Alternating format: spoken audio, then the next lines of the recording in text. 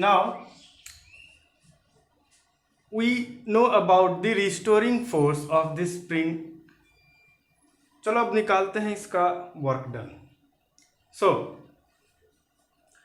Work done निकालने का simple सा ही एक फॉर्मूला होता है, work done equal to force into displacement.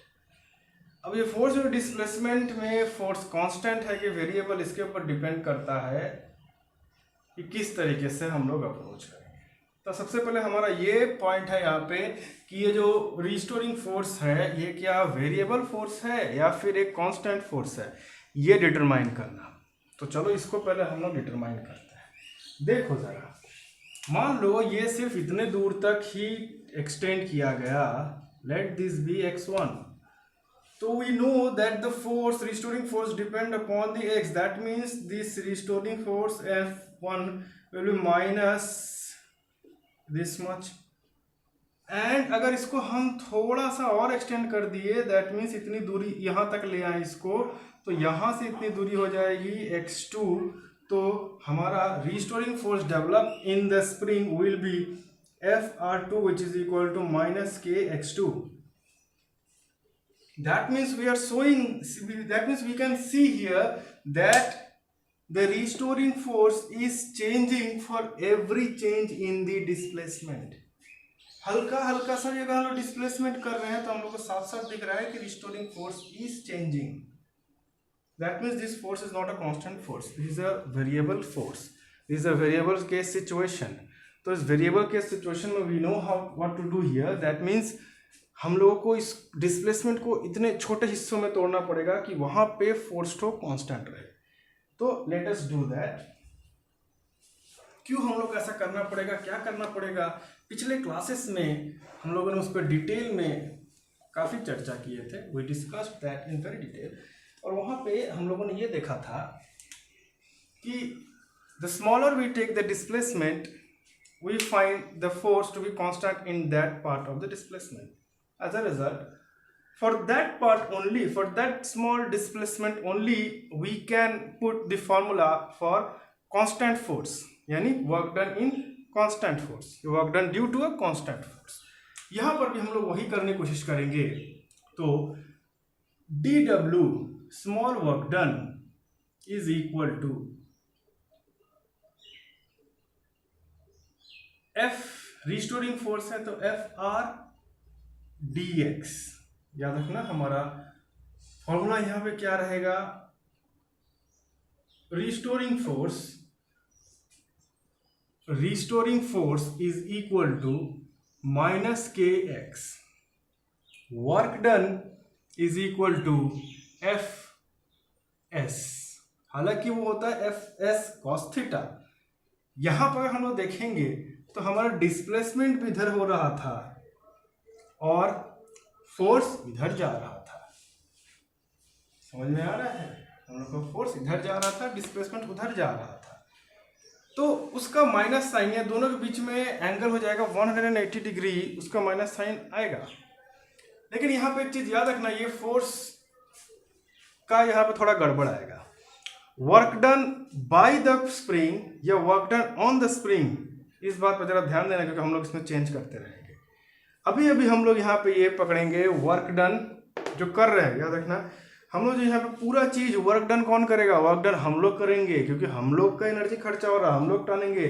Spring अपने आप नहीं टनाता है कभी भी, तो हम लोग टानेंगे तो हम लोग का वर्क डन होगा यहाँ पे पॉजिटिव. तो work done on the spring जब बोल देंगे तो work done on the spring मतलब वर्क डन कर कौन रहा है, हम ही लोग कर रहे हैं. वर्क डन बाय यस, तो work done on the spring positive होगा.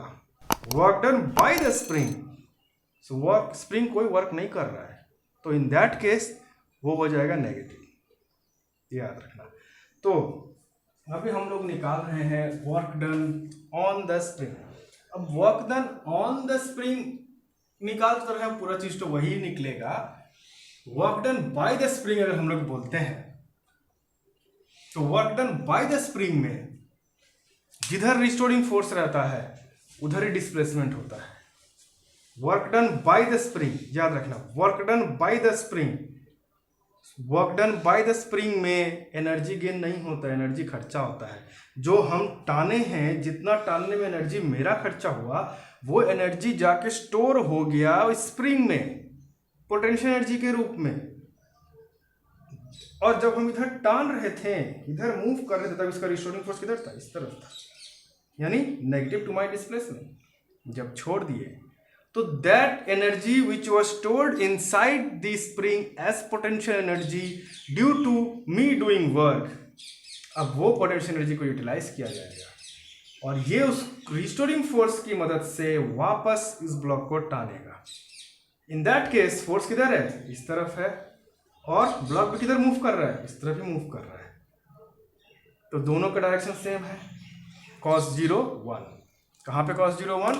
यहाँ पे। We know work done is equal to F vector dot displacement vector, that means this can be written as Fs cos theta, where theta is the angle between force and displacement, and in that case this theta is 0, therefore work done is equal to FAC हम लोग लेंगे। But unfortunately here the force is variable force, इसीलिए हम लोग यहाँ पे क्या काम करेंगे? डिस्प्लेसमेंट को काफी छोटे हिस्सों में तोड़ देंगे। We will get dW equal to F restoring force into dx। dx is the very small displacement. Now अब इसको हम लोग खोलते हैं और आगे की तरफ बढ़ते हैं। रिस्टोरिंग फोर्स का मतलब होता है माइनस के एक्स, हमको मालूम है, तो let us put that here minus K X dx। यहाँ पे ये लिखना जरूरी होता है, तो कंफ्यूजन हो जाएगा। Work done bye spring, work done bye spring, work done bye spring. Now ये आ गया। अब हमको चाहिए नेट वर्क डन, यानी डिस्प्लेसमेंट, पूरा डिस्प्लेसमेंट को कवर करने में कितना खर्चा हुआ होगा वर्क डन। तो this net work done will be integration of dW, सारे छोटे छोटे वर्क डन को, ऐसे छोटे छोटे वर्क डन, बाहर एक यूनिट्स पे डिस्प्लेसमेंट मान लो, यहां से लेकर यहां तक डिस्प्लेसमेंट हुआ है, तो यहां से लेकर हर एक छोटे छोटे पॉइंट पे हम लोग dW निकाले थे, सारे dW को अब जोड़ देंगे तो इंटीग्रेट करना पड़ेगा। तो this will be equal to integration minus K X dx। कहाँ से कहाँ तक इंटीग्रेट करेंगे? तो x initial to x final. अब अगर इसको इंटीग्रेट करते हैं तो ये क्या होगा? k और माइनस कांस्टेंट क्वांटिटी है, बाहर आ जाएगा। एक केस में, सारे केसेस में नहीं, किसी भी एक फॉर्मूला जब हम लोग एक केस सिचुएशन पकड़ते हैं, वो स्प्रिंग के लिए k तो कांस्टेंट होता है और माइनस तो -1 है, वो तो कांस्टेंट ही है, तो ये बाहर आ जाएगा माइनस के इंटीग्रेशन xi या x initial to x final x dx। अब इसका फॉर्मूला हम तुम लोग को बता ही दिए हैं, ये सीधे फॉर्मूले में बिलोंग करता है। दैट मीन्स हम लोग को दिख रहा है यहाँ पे कि work done is equal to minus K X. अब इसको जब इंटीग्रेट करेंगे तो हम लोग को क्या मिलेगा? Work done W is equal to minus K X dx का इंटीग्रेशन हो जाएगा x square by 2 bracket xi to xf। ये वाला कैसे इंटीग्रेशन हुआ? अगर फॉर्मूले पे हम लोग ध्यान दें तो हम तुम लोग को फॉर्मूला बताए हैं, बार बार बताए हैं कि अगर हमारे पास एक वेरिएबल रहता है, let this be the variable, coefficient हो वेरिएबल होना चाहिए और जो पावर है वो कांस्टेंट होना चाहिए। तो x to the power of a अगर दिया हुआ है और अगर इसको हम लोग इंटीग्रेट करते हैं तो इसका फॉर्मूला हो जाता है x to the power of a plus 1 by a plus 1। ये फॉर्मूले में इसको रख देते हैं हम लोग। और अगर ये डेफिनेट इंटीग्रल हो जाए, यानी कहाँ से कहाँ तक इंटीग्रेट कर रही है हमको पता हो, तो प्लस सी देने की जरूरत नहीं है। और अगर इनडेफिनेट हो जाए तो एक प्लस सी कांस्टेंट आ जाता है, क्योंकि इनडेफिनेटली हम लोग को इंटीग्रेट करना पड़ रहा है, तो हम लोग को मालूम नहीं कि कहाँ से कहाँ तक इसको इंटीग्रेट कर रहे हैं, तो एक कांस्टेंट आता है। अगर ज़्यादा इंटीग्रेशन हो गया तो उससे इसको माइनस कर देंगे, कम हुआ तो इससे इसको ऐड कर देंगे। और एक बहुत से रीज़न होते हैं कांस्टेंट देने का, वो जैसे जैसे तुम लोग इंटीग्रेशन सीखोगे समझ में आ जाएगा। बट ये फॉर्मूला यहाँ अप्लाई किए तो ये आ गया। फर्दर इसको हम लोग कैलकुलेट करते हैं अगर, तो हमारे पास क्या मिलता है हमें? अपर लिमिट और लोअर लिमिट को हम लोग यहाँ जब पुट करेंगे तो we will get W is equal to minus K, एक काम करते हैं इसी में अगर इसको हम लोग डाल दें, अच्छा एक काम करो, स्टेप जब नहीं करते हैं पूरा ही दिखाते हैं, XF/2 को बाहर निकाल देते हैं, चलो by2 को बाहर निकाल दिए तो ये हो जाएगा x final whole square minus x initial whole square, और माइनस को अगर इस भीतर डाल दिए तो x इनिशियल आगे आ जाएगा, that means work done is equal to minus नहीं प्लस ही करते हैं के हाफ के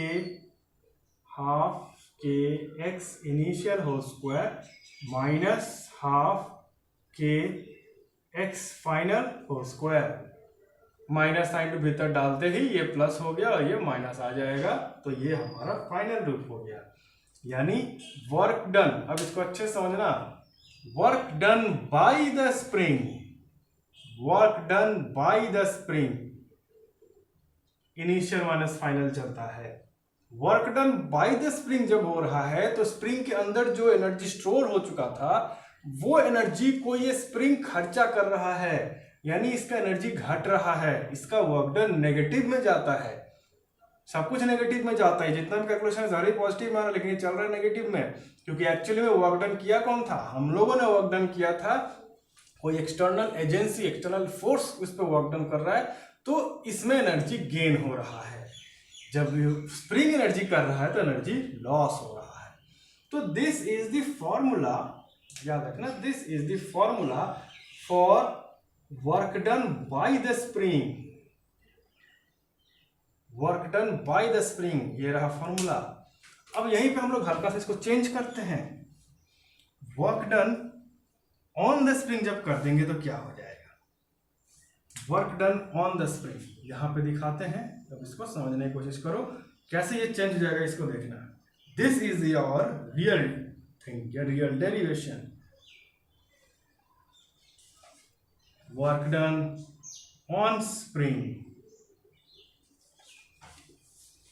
वर्क डन ऑन स्प्रिंग यानी कोई एक्सटर्नल एजेंसी होगा ये काम करेगा, और ये क्या हो जाएगा, ये this work done will be negative of this work done, ये वर्क डन किसके कारण हुआ था, ये रिस्टोरिंग फोर्स के कारण। तो एक काम करते हैं, इस वर्क डन को अगर WR लिख दें तो ये क्या हो जाएगा, ये बिल्कुल इसी का उल्टा हो जाएगा, हम लोग का ये जो वर्क डन हो जाएगा, work done on the spring is negative of work done by the spring, या फिर इसी का उल्टा भी कर सकते हो, जो भी हो इतना तो समझ में आ ही जा रहा है यहाँ पे क्या हो रहा है, यानी नाउ अगर हम लोग यही फाइनली हम लोग निकाल चुके तो सिंपल इसका नेगेटिव पुट कर देंगे, यानी work done on the spring कितना हुआ होगा, तब जाहिर सी बात है हमारा फॉर्मूला हो जाएगा half k x final square minus half k x initial square.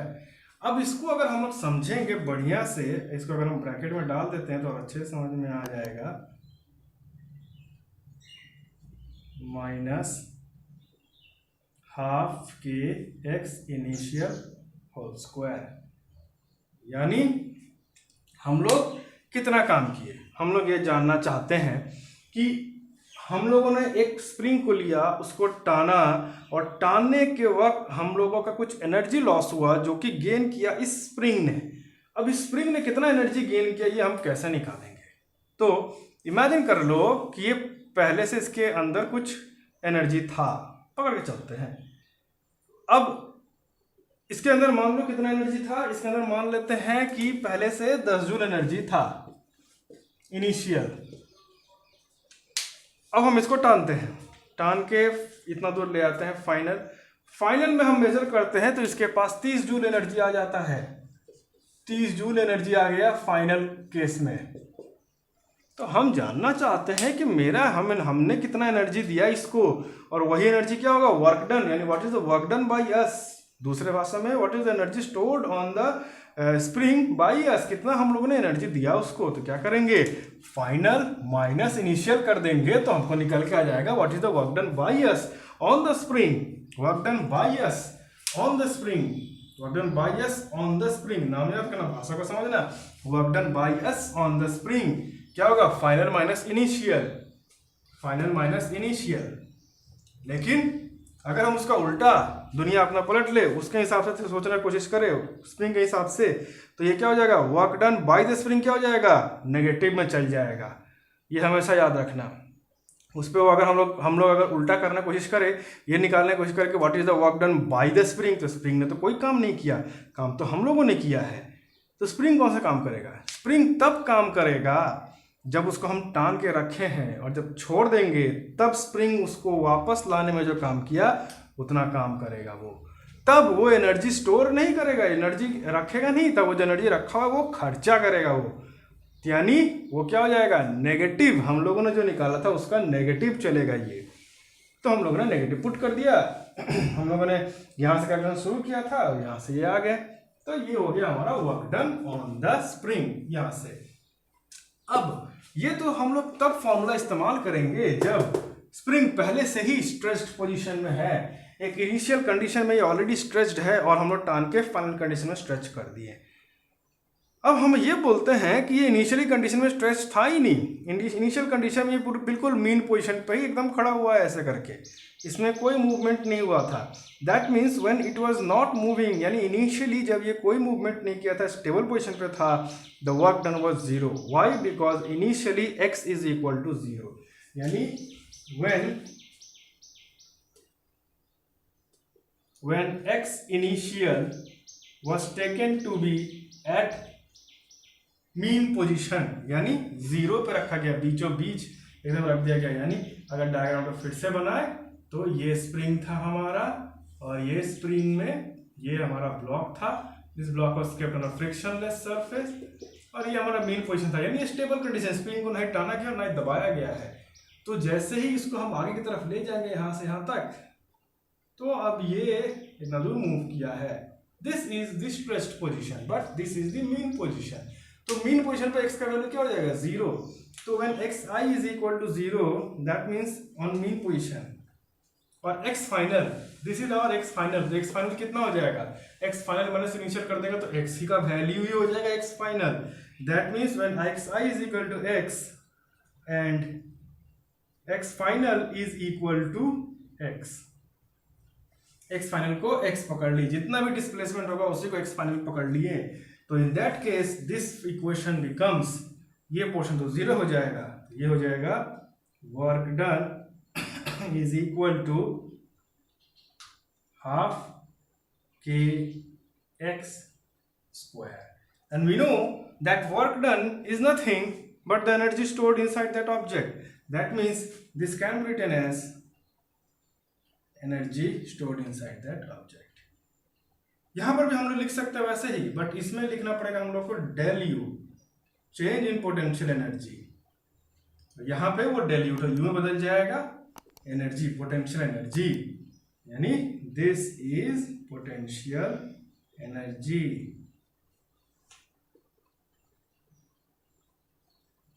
Potential energy stored on a spring का formula half k x square. So this is the potential energy. अब हम लोग एक और डेरिवेशन करेंगे। Now let us derive this graphically. Graph में कैसा दिखता है वो भी जरा हम लोग जान लेते हैं। ये तो एल्जेब्राइकली और कैलकुलस दोनों मिला के हम लोगों ने इसको सॉल्व किया है। चलो अब सिर्फ और सिर्फ ग्राफिकल मेथड से बनाते हैं।